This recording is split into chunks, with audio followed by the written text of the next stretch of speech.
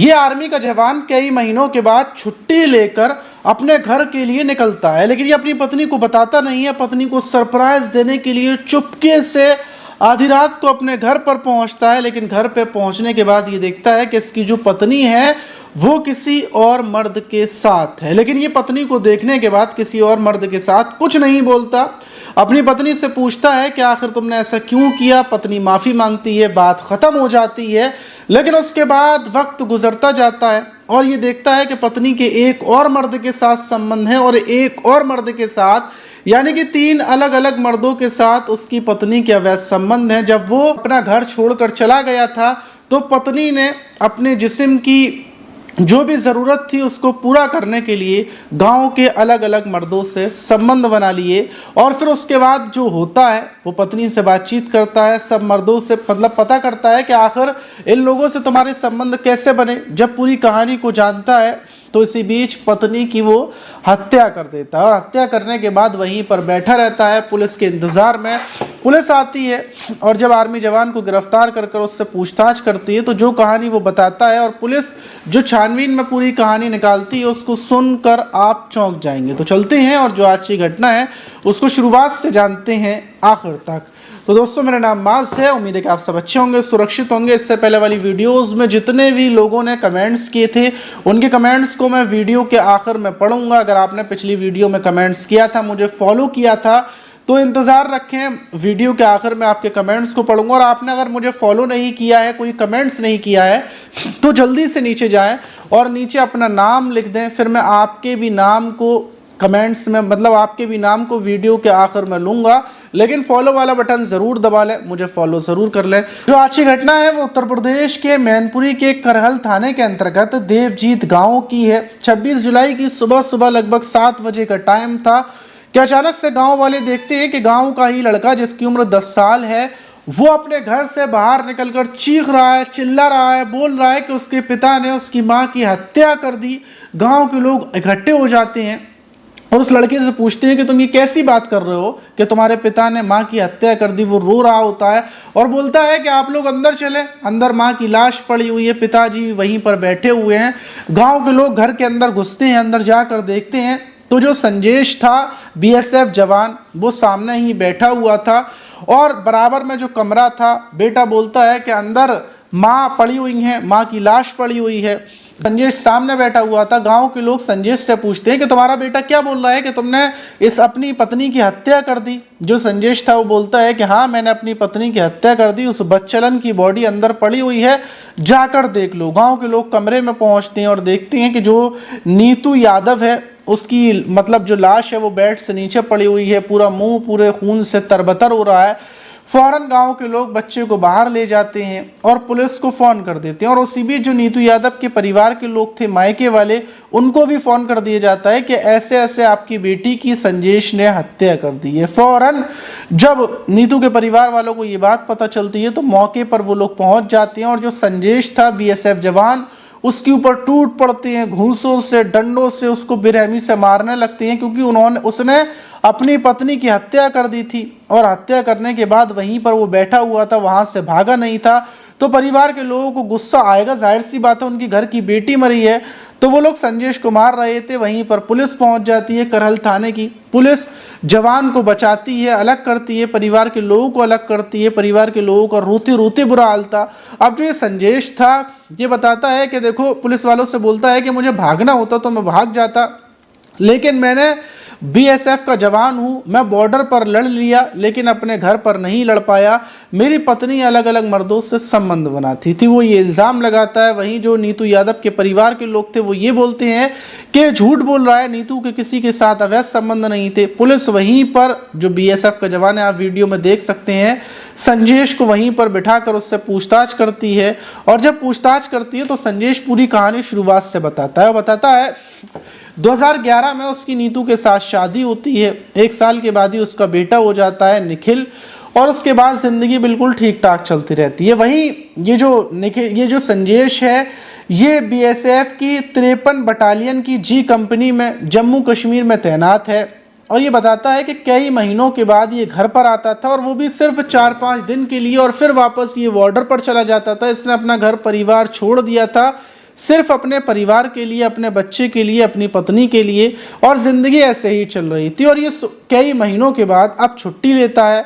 15 जुलाई को ये छुट्टी लेने के बाद ये वहाँ से निकलता है और ये अपनी पत्नी को बताता नहीं है कि छुट्टी लेने के बाद ये घर आ रहा है। ये सोचता है ये अपनी पत्नी और बच्चे को सरप्राइज़ देगा। 16 जुलाई की रात जब ये अपने घर पर पहुँचता है, गेट को बजाता है, तो रात को पहले तो गेट नहीं खुलता, और जब गेट खुलता है तो इसकी पत्नी के बाल बिखरे हुए थे, कपड़े इधर से उधर हो रहे थे। ये अंदर घुसता है और पूछता है कि तुमने इतना लेट गेट खोलने में कैसे कर दिया। पत्नी बोलती है कि मैं सो रही थी। और जब ये अंदर पहुंचता है तो अंदर जो ये वाला जो कमरा था, जिस कमरे में बैठा सोया हुआ था, ये पत्नी वहाँ पर नहीं सोई हुई थी, बल्कि पत्नी दूसरे कमरे में सोई हुई थी। ये दूसरे कमरे को देखता है तो बिस्तर इधर से उधर हो रहे थे, और ये देखता है कि गेट से कोई युवक भागता हुआ बाहर निकला। ये अपनी पत्नी से पूछता है कि कौन युवक था, क्या था। जब ये ढेर सारे सवाल करता है तो पत्नी बोलती है कि नहीं, वो काम से आया था, लाइट वगैरह नहीं आ रही थी, ऐसे बहाने मारती है। लेकिन ये बोलता है कि देखो, बहाने मारने की ज़रूरत नहीं है, तुम्हारे अवैध संबंध उस लड़के से थे या फिर क्या मामला था। तो ये बताता है संजेश कि मेरी पत्नी मुझे ये बताती है कि हाँ, मेरे उसके साथ संबंध थे, और वो भी इस वजह से थे कि तुम मतलब बाहर रहते थे। ये अपना जुर्म गुनाह कबूल कर लेती है और बोलती है कि आइंदा से ऐसी कोई गलती नहीं होगी, मुझे माफ़ कर दो। संजेश बोलता है कि मैं तुझे छोड़ दूंगा, तलाक दे दूंगा। तो ये बोलती है कि ऐसा सब कुछ भी मत करो, मैं आइंदा से ऐसा कुछ नहीं करूंगी, हमारे बेटे के लिए ये परिवार बसा रहने दो। तो ऐसा होकर संजेश बताता है कि ये मामला रुक जाता है। फिर उसके बाद ये दूसरे दिन गाँव में निकलता है, तो गाँव में लोग बताते हैं कि तुम्हारी पत्नी के तो कई लोग तुम्हारे घर पर आते हैं जाते हैं। तो इसको ऐसे कर कर पता चलती है, क्योंकि पहले इसने अपनी आंखों से ये बताता है कि देख लिया था एक को निकलते हुए। फिर उसके बाद गांव के लोगों से ये पूछताछ शुरू करता है, तो इसको पता चलती है कि लगभग गांव के 3 मर्दों के साथ उसकी पत्नी के अवैध संबंध हैं, और कई लोगों ने उसकी पत्नी को उन मर्दों के साथ आते जाते देखा है। और संजेश बताता है कि फिर उसने घर पर आकर अपनी पत्नी के लॉक को खोलकर फ़ोन के उसमें फ़ोटोज़ वगैरह चेक किए, तो अलग अलग 3 मर्दों के साथ उसको फ़ोटो भी मिले थे। ये संजेश का कहना था। और 15 जुलाई की रात इसी बात को लेकर संजेश बहस करता है, फ़ोटोज़ वगैरह पत्नी को दिखाता है, पत्नी से पूछता है तो पत्नी बोल देती है कि तो मेरी जान पहचान के हैं, वो मेरे रिश्तेदार हैं, और उन लोगों को अपना रिश्तेदार बताने लगती है। ये नहीं बोलती कि उसके अवैध संबंध चल रहे हैं। और विवाद इतना ज़्यादा बढ़ जाता है कि मैं गुस्से में आकर अपनी पत्नी के फामड़े से हत्या कर देता हूँ, और हत्या करने के बाद वहीं पर बैठा रहता हूँ। फिर मैं भागता नहीं हूँ कि मैं भाग कर क्या करूँगा। जिस पत्नी के लिए मैं जी रहा था, जिस पत्नी के लिए पैसे कमा रहा था, उसी ने धोखा दे दिया, और उसके बाद मैं भागता नहीं हूँ, वहीं पर बैठा रहता हूँ। भागकर मैं क्या करता, कहाँ जाता, सब कुछ तो मैंने अपनी पत्नी के लिए किया था। ये कहानी संजेश पुलिस को बताता है। वहीं जो ये नीतू यादव के परिवार के लोग थे, उनका कहना ये था कि संजेश शराब पीने का आदी था, और ये पत्नी मतलब नीतू को पैसे वैसे नहीं देता था। संजेश अलग अलग महिलाओं के साथ संबंध बनाता था, नीतू यादव के परिवार के लोगों का ये कहना था, और संजेश का कहना भी यही था। मतलब दोनों परिवार एक दूसरे के ऊपर, संजेश नीतू के ऊपर लगा रहा था और नीतू के परिवार के लोग संजेश के ऊपर लगा रहे थे। लेकिन इसमें बात कौन सी सच है, आपको क्या लगता है? देखिए, मुझे तो ये बात सच लगती है कि एक बात बताइए कि अगर संजेश को लड़कियों को शौक होता तो वो आर्मी जवान था, वो कहीं भी जा सकता था, वो अपने घर पर क्यों आता, वो कहीं और निकल जाता। और दूसरी चीज़, अगर उसको अपनी पत्नी से दिक्कत थी तो वो अपनी पत्नी को छोड़ देता। और तीसरी चीज़, अगर पत्नी को मारना था तो वो पत्नी को मारकर भागा क्यों नहीं? अगर उसको लड़कियों में शौक था और चीज़ों में शौक था तो वो पत्नी को मारकर भाग सकता था, और वो तो आर्मी का जवान था, तो उसको कई तरीके भी पता थे, लेकिन वो नहीं भागा। अब आपकी क्या राय है, क्या संजेश गलत था या फिर नीतू यादव गलत थी? अपनी राय कमेंट बॉक्स में दीजिएगा। अब बात करते हैं उन लोगों की, उन लोगों के नाम को पढ़ते हैं जिन लोगों ने इससे पहले वाली वीडियोस में कमेंट्स किए थे, उनके कमेंट्स को पढ़ते हैं। तो देखिए, पहला कमेंट रेशमा शेख कर रही हैं। ये बोल रही हैं आपने मेरा नाम अभी तक नहीं लिया है, मेरा नाम ज़रूर लेना। रेशमा शेख, तो रेशमा शेख आपने बहुत सारे कमेंट्स किए, उसके लिए माफ़ी चाहूँगा, मैं आपके कमेंट्स को देख नहीं पाया हूँगा। अब आप जितनी बार भी कमेंट्स करेंगे आपका नाम ज़रूर लिया जाएगा। ये बोल रहा है मेरा नाम अर्जुन कुमार है, जमशेदपुर से बोल रहा हूँ। और ये कमेंट किया है प्रीतेश ने, ये गुजरात से हैं।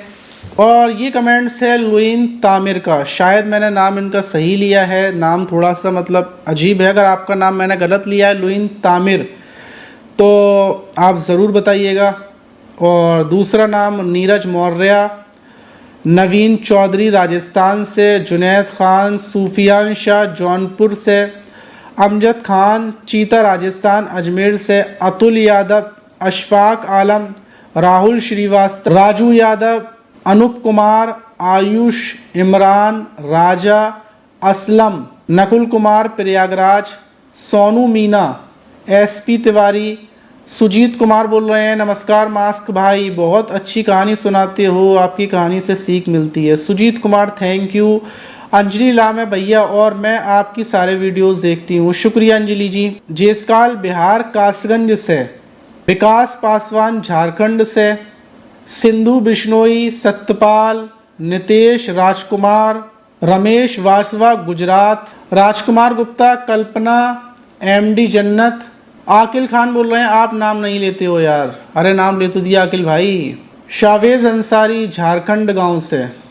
तो ये वो कमेंट थे जो इससे पहले वाली वीडियोस में आप लोगों ने किए थे। अगर आप चाहते हैं मैं आपके नाम को लूँ, आपका भी कमेंट्स पढ़ूँ, तो जल्दी से आपका कोई भी सवाल हो या आप चाहते हो तो नीचे अपना नाम लिख दें, अपना कमेंट्स कर दें, और उससे पहले आप मुझे फॉलो ज़रूर कर लें, क्योंकि जो भी फॉलो करता है उसका नाम सबसे ऊपर लिख कर आता है। तो जल्दी से मुझे फॉलो कर लें, फिर उसके बाद कमेंट्स करें तो आपका भी कमेंट्स सबसे ऊपर आएगा। आप इस घटना पर क्या बोलना चाहिए कमेंट बॉक्स में ज़रूर बताइएगा। मिलते हैं किसी और